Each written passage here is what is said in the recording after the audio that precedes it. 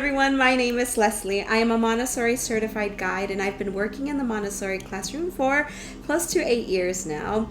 But most importantly, I'm also a Montessori mama. I've been incorporating Montessori at home from the moment that I learned that I was pregnant. If you have a young toddler at home, you are probably already incorporating some solids into their diet.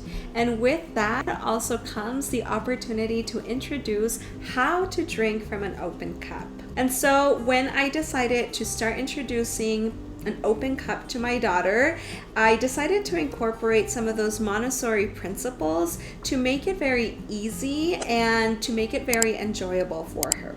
So today I'm going to share what worked for us as a family. So when my daughter was an infant, we decided to start incorporating the idea of an open cup.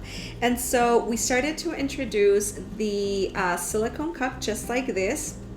And we started to just allow her to manipulate the cup with no water. There was absolutely no liquid in here. And so I put it in a little basket and I put it on her toy shelf, and I made this a little practical life activity for her. And so when she was in her room playing, I would bring out the basket and I would allow her to just simply touch it to put it in her mouth.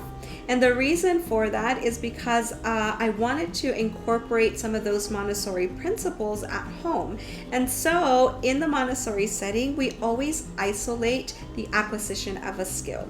And so think about your young toddler trying to learn the skill of drinking a cup when they've never even had the opportunity to manipulate it, when they haven't had the opportunity to practice how to press their lips on the lid of the cup.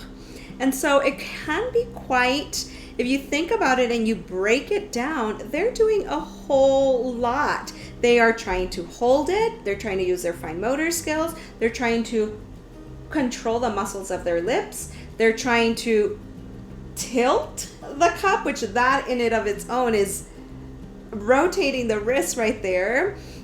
They're trying to figure out how to swallow the water, right? So if you break it down, there's a lot happening when a child first learns how to drink from an open cup. And so by allowing my daughter to just manipulate the cup, figure out how to pucker her lips around the rim of the cup, it allowed her to feel very comfortable with the object before ever trying to put the water in her mouth and swallow it. When I noticed that my daughter was pretty good at holding the cup, and I noticed that she was able to put her mouth around it and lick the cup and put her little 2 teeth that she had at the bottom on the cup, then I thought, okay, maybe she's ready for the next step, which was adding some water into the cup. And so for dinner time, I started to bring out the cup and add maybe just about half of an ounce of water so that she wouldn't be completely startled if there was just a ton of water on her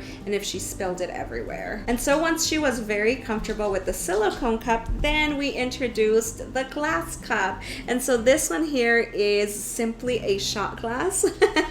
They're perfect for little hands. And so now she's able to drink from an open cup, from an open glass cup at only 15 months. When we go to restaurants, people are often pretty amazed that she's able to do this, but remember that it's all about the process and that it doesn't happen overnight and it doesn't happen on the very first try.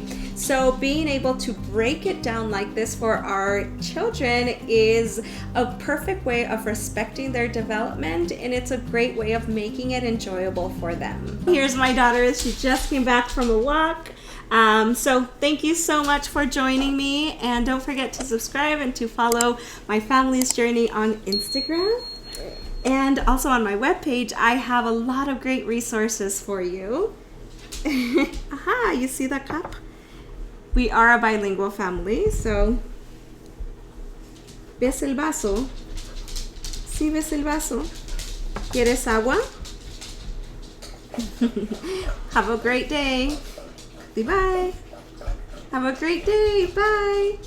Di adiós. Bye.